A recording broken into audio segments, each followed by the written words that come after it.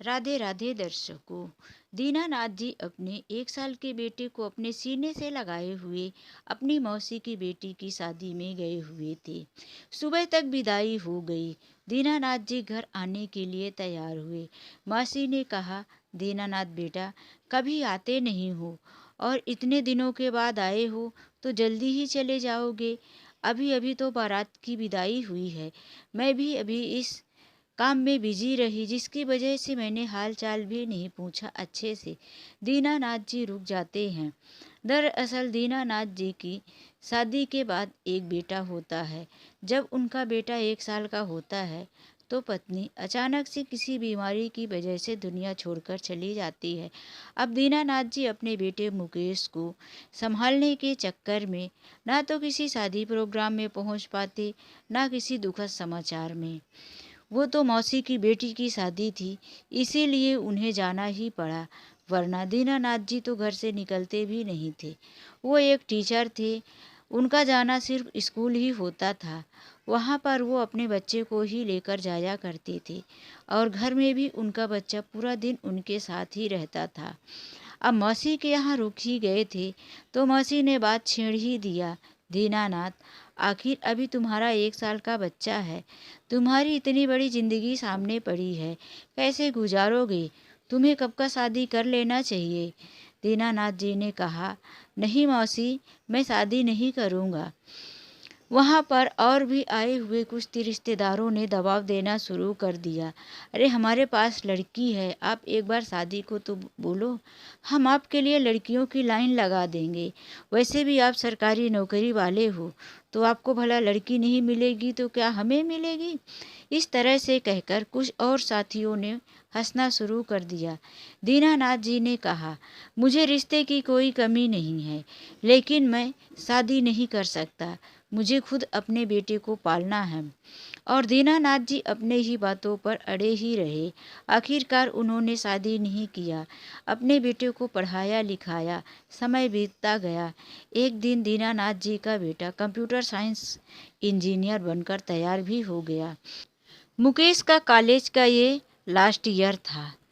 मुकेश घर पर आया, पिताजी को एक खबर सुनाई। पिताजी, जब मैं कॉलेज के फर्स्ट ईयर में था तभी मैंने एक लड़की को पसंद किया था और मैंने ये बात आपसे छुपा कर रखी ताकि आपको ऐसा ना लगे कि मेरा ध्यान पढ़ाई में नहीं है। मुकेश के पिताजी ने कहा, कोई बात नहीं, आखिर तुमने अपनी पढ़ाई में पूरा ध्यान दिया बेटा, और आज तुम पढ़ लिख कर अपने कॉलेज के लास्ट ईयर में हो तो ठीक है। जैसे ही तुम्हारा ये साल का एग्ज़ाम होगा उसके बाद हम शादी के लिए सोचेंगे। मुकेश का वो दिन भी आ गया। उसका कॉलेज ख़त्म हुआ और एक अच्छी सी कंपनी में उसे कॉलेज की तरफ से ही सेलेक्ट कर लिया गया, लेकिन उसकी पोस्टिंग मुंबई में हो गई। अब मुकेश को अपनी नौकरी के लिए मुंबई जाना था। इधर दीनानाथ जी का दिल तो नहीं कर रहा था कि बेटे को मुंबई भेजे, लेकिन उससे पहले मुकेश को शादी भी करनी थी। इसीलिए मुकेश राधिका को अपने पिताजी से मिलवाने लाया। राधिका मिली तो बहुत अच्छे ही व्यवहार से। राधिका के बात करने का ढंग, उसका जो तौर तरीका था, दीनानाथ जी को भी अच्छा लगा। उन्होंने शादी के लिए हाँ कर दिया। कुछ रिश्तेदार और कुछ दोस्तों को लेकर ऐसे ही सरल तरीके से मुकेश की शादी भी हो गई। दीनानाथ जी आज बहुत खुश थे कि आखिर उन्होंने अपने कर्तव्य को अच्छे से निभाया। बेटे को पढ़ा लिखा कर उसके पैरों पर खड़ा कर दिया और आज शादी भी हो गई। दीनानाथ जी अपने आप को दुनिया का सबसे होशियार और लकी इंसान समझ रहे थे, लेकिन बड़े बुजुर्गों से कहते हुए सुना है कि कभी कभी अपनी ही खुशियों पर नज़र लग जाती है। मुकेश की पोस्टिंग होते ही शादी करने के बाद वो अपनी पत्नी राधिका को लेकर मुंबई चला गया। मुकेश के जाते ही दीनानाथ जी बहुत अकेले पड़ गए। अब तो वो अपने लिए ना तो टाइम से खाना बनाते थे, ना टाइम से सोते थे। मुकेश रहता था तभी वो माँ और पिताजी दोनों का फर्ज निभाते थे। कभी मुकेश के बिना दीनानाथ जी रात नहीं गुजारे। मुकेश पहले गया तो 1 दिन, 2 दिन या हफ्ते में फ़ोन करता था, लेकिन फिर कुछ ही दिनों के बाद वो पिताजी को भूलने लगा और मुंबई के चकाचौंध में खोने लगा। मुकेश अब सिर्फ पैसे के भी पीछे भागने लगा था। वह रातों दिन अपने कंपनी में ही अपना टाइम देने लगा। इधर जब दीनानाथ जी फ़ोन करते, मुकेश यही कहकर टाल देता, पिताजी टाइम नहीं मिलता, परेशान रहता हूँ। जब से शहर में आया हूँ, न खाने का टाइम मिलता, न सोने का, न घर में एक मिनट सुकून से रहने का। दीनानाथ जी सोचते थे कि हो सकता है कि बेटा मुंबई में गया है, नई नई ड्यूटी है, परेशान होगा। लेकिन मुकेश का तो यही हमेशा का अब धीरे धीरे आदत बन चुका था। वह सामने से कभी फ़ोन भी नहीं करता। और यहाँ तक कि जब दीनानाथ जी फ़ोन करते तो उधर से वो गुस्से से चिल्ला उठता, अब क्या हुआ पिताजी? ना जाने आपको क्या हो गया है। आप अपनी ज़िंदगी तो जी चुके हैं और मेरे पीछे क्यों पड़े रहते हैं? मुझे भी कुछ बनना है, आपकी तरह मुझे नहीं जीना। आखिर आपने अपनी ज़िंदगी में किया ही क्या है? इस तरह से मुकेश पिताजी को डांट दिया करता था। अब पिताजी ये सोचने लगे कि मैंने अपनी ज़िंदगी में किया ही क्या है। वह बेटा मुझे इस तरह से कह रहा है, जिस बेटे के लिए मैंने जीना छोड़ दिया था। सिर्फ उसकी खुशियाँ ही खुशियाँ देखता रहा, सिर्फ बेटे के बारे में ही सोचता था। अपनी ज़िंदगी के बारे में, खुशियों के बारे में कभी सोचा ही नहीं। वही बेटा आज मुझे इस तरह से जवाब दे रहा था। दीनानाथ जी ये बातें सोचते हुए अपने लिए खिचड़ी बनाने को एक छोटे से टेबल में चढ़कर चावल का डिब्बा निकाल रहे थे। तभी उनका पैर उस टेबल से सरक जाता है और दीनानाथ जी वहीं गिर जाते हैं। उनके कमर और घुटनों में बहुत ज़्यादा चोट आती है। उन्होंने देखा कि दवाइयों के लिए उनके पास पैसे भी नहीं हैं। तभी उन्होंने अपने बेटे को फिर से फ़ोन लगाया, मुकेश, मैं गिर गया हूँ, मुझे चोट आई है, मेरे पास पैसे नहीं हैं, मैं हॉस्पिटल में जाऊँ, लेकिन पैसे होते तो तुम्हें फ़ोन करने की ज़रूरत नहीं थी। बेटा तुम आओगे मेरा इलाज करवाने, या कि फिर मुझे पैसे ही भेज दो। लेकिन मैं कैसे जाऊंगा, मुझसे उठा भी तो नहीं जाता। तुम कोशिश करो 2 दिन के लिए आ जाओ, मेरी दवा करवा दो, मेरा हाथ पैर चलने लगेगा, तभी तो मैं खुद बना खा पाऊंगा। मुकेश पिताजी की ये बातें सुनकर बहुत गुस्से में था। लेकिन 2-3 दिन लगातार दीनानाथ जी फ़ोन करे जा रहे थे, मुकेश कब आ रहा बेटा, आ जा, मेरा दवाई तो करवा दे। वहाँ से गुस्से में झल्लाया हुआ मुकेश आया और घर में आते ही चिल्लाने लगा, आपको पर एक पल के लिए चैन नहीं है? क्या ज़रूरत थी इस उम्र में टेबल में चढ़ने के लिए? सारा सामान यहीं फर्श में नीचे क्यों नहीं रख देते हो आप? क्यों रखे थे ऊपर?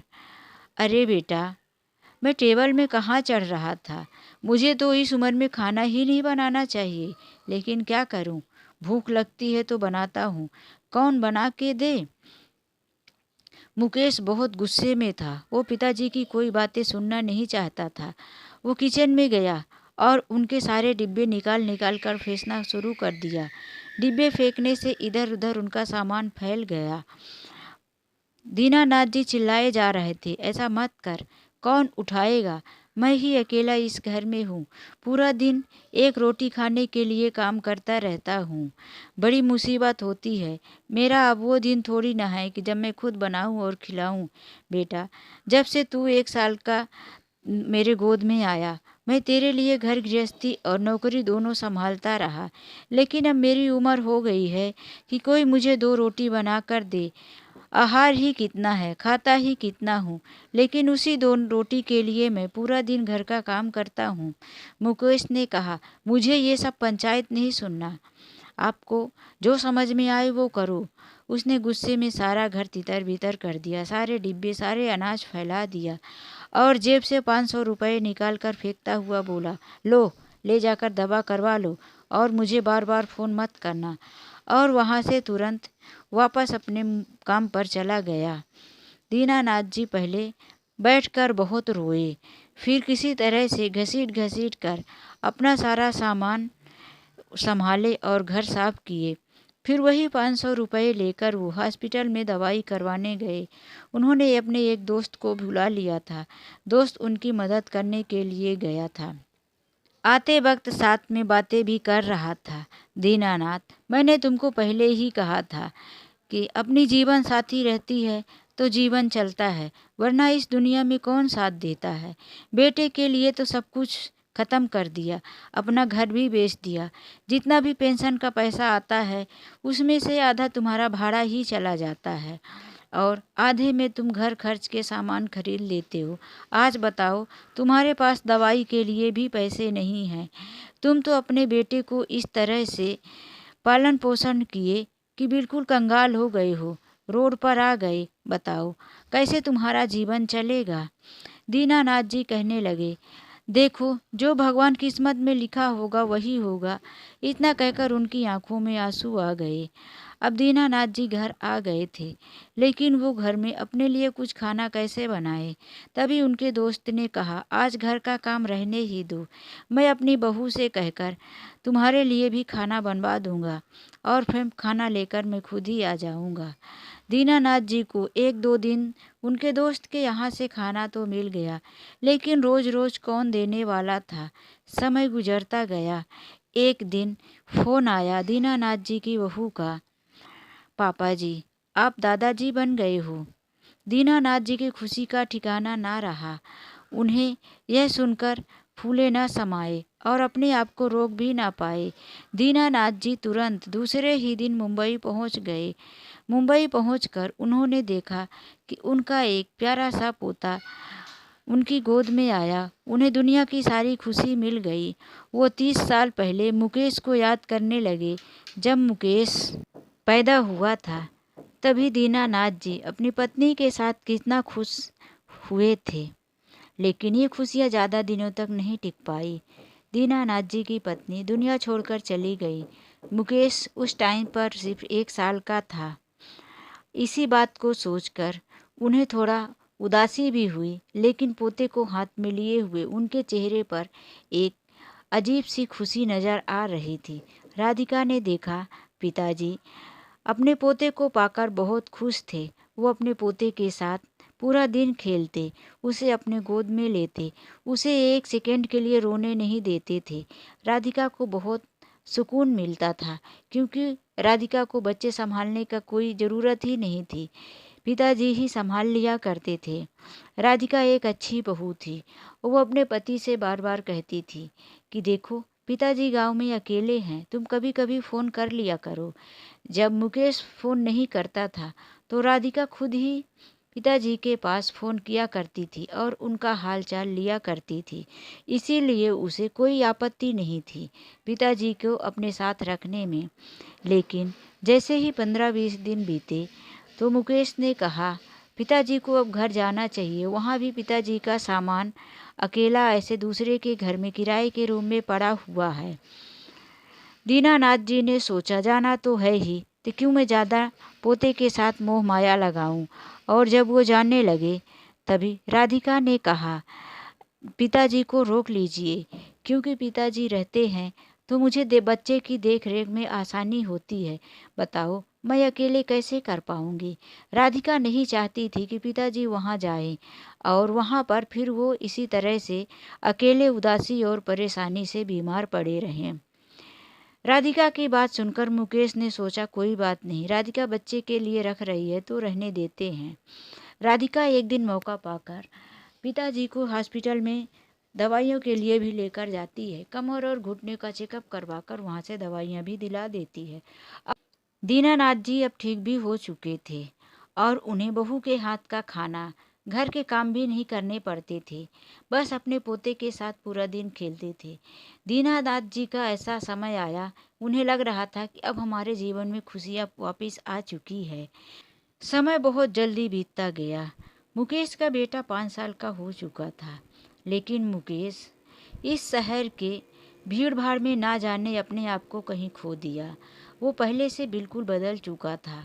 देर रात को घर आता, पत्नी के साथ ऊंची ऊंची आवाज़ों में बात करता, पिताजी को हर बार डांट देता। पिताजी आप मेरे घर के बारे में दखल अंदाजी ना करें तो ही अच्छा है। मैं नहीं चाहता कि आप बीच में बोलें। मुझे आप स्वतंत्र जीने दीजिए। आप सिर्फ बच्चे के साथ रहने के लिए यहाँ रुके हैं, तो सिर्फ बच्चे का ही देख रेख कीजिए, मेरे कामों में रोक टोक मत कीजिए। इस तरह से बातें सुनकर दीनानाथ जी चाह कर भी नहीं बोल पाते थे, लेकिन अब तो मुकेश ने हद कर दिया। वह तो एक दिन शराब पीकर भी घर आ गया और आकर राधिका को उल्टी सीधी बातें बोलता, डांटता।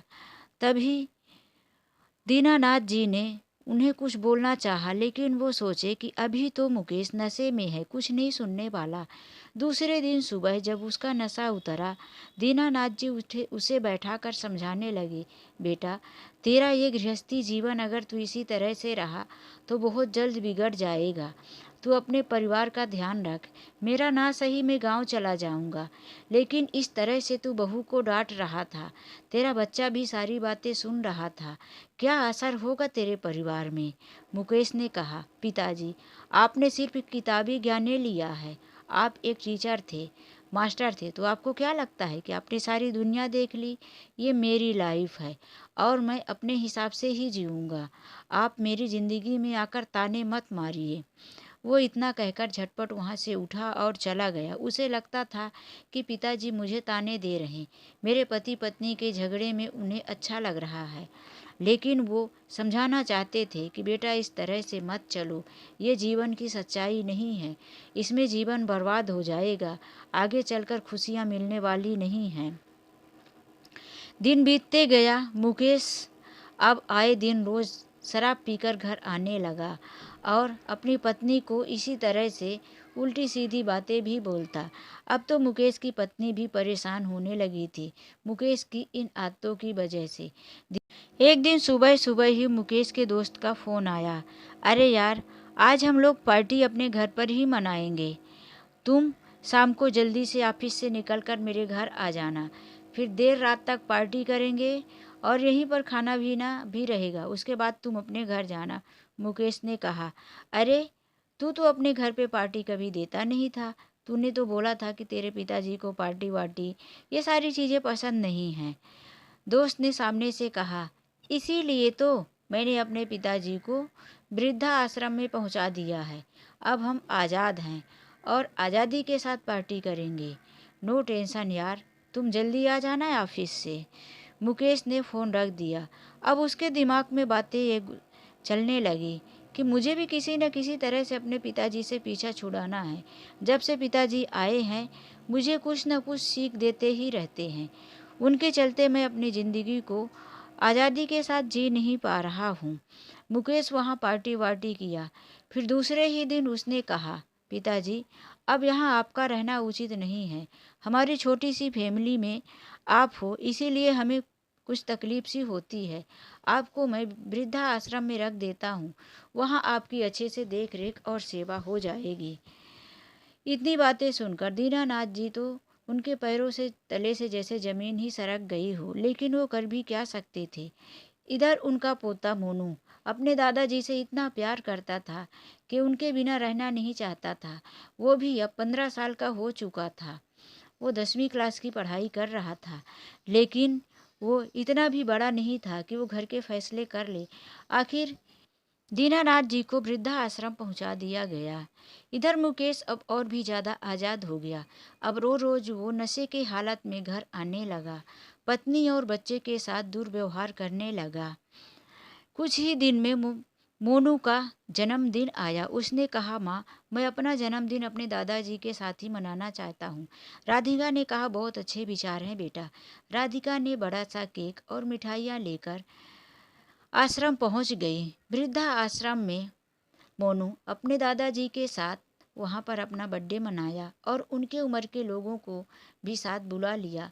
सबको केक और मिठाइयाँ खिलाई। सब लोगों ने मिलकर मोनू और राधिका को ढेर सारा आशीर्वाद दिए। 2 साल बीत गए। अब मोनू 12th क्लास में था। मोनू को ये बिल्कुल अच्छा नहीं लग रहा था कि उसके दादाजी आश्रम में हैं। आखिर घर में किसी चीज़ की कमी नहीं है, फिर भी वृद्धा आश्रम में रहने की क्या ज़रूरत थी दादाजी को।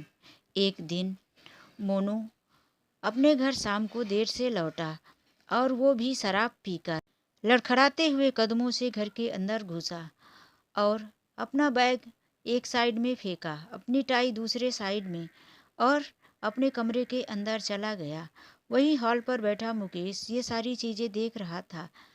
उसे ये सब बिल्कुल पसंद नहीं आया।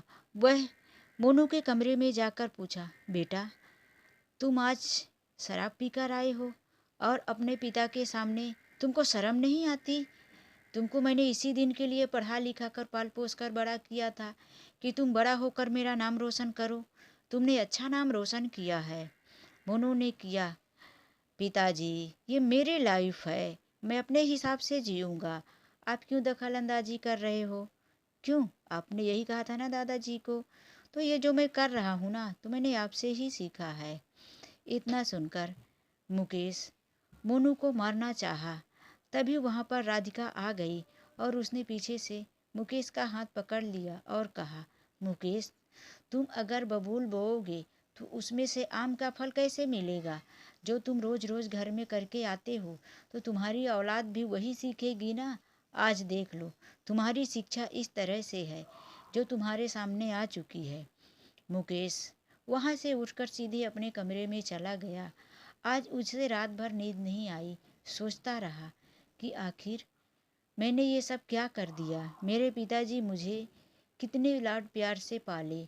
उन्होंने मेरी परवरिश में कोई कमी नहीं की। अपना घर बेच दिया, अपनी सारी जमा पूंजी लगा दी। पहले तो वो एक किराए के रूम में रहे, फिर मेरे घर आए। यहाँ भी उन्हें मैंने रहने नहीं दिया और आज इस अनजान शहर में लाकर उन्हें मैंने एक वृद्धा आश्रम में भेज दिया। और आज मैंने जो किया उसी की सज़ा मुझे मिल रही है। अब वो दिन बहुत ही जल्द आने वाला है जब मैं भी किसी वृद्धा आश्रम में नजर आऊँगा। मुकेश की ये बातें सोचकर उसकी रूह कांप गई। उसे रात भर नींद नहीं आई। सुबह छोटी सी झपकी जैसे लगी, लेकिन फिर भी एक झटके में ही नींद खुल गई। जब राधिका उठी तो उसने देखा कि मुकेश नहा धोकर तैयार हो चुका था। उसने कहा, राधिका और मोनू तुम लोग जल्दी से तैयार हो जाओ, हमें एक किसी खास जगह पर जाना है। राधिका और मोनू दोनों तैयार हो गए। मुकेश अपनी कार में बिठाकर चल दिया। उन दोनों को ले जाकर आश्रम पहुंचा। राधिका हैरान थी कि आखिर हम आश्रम क्यों आए हैं।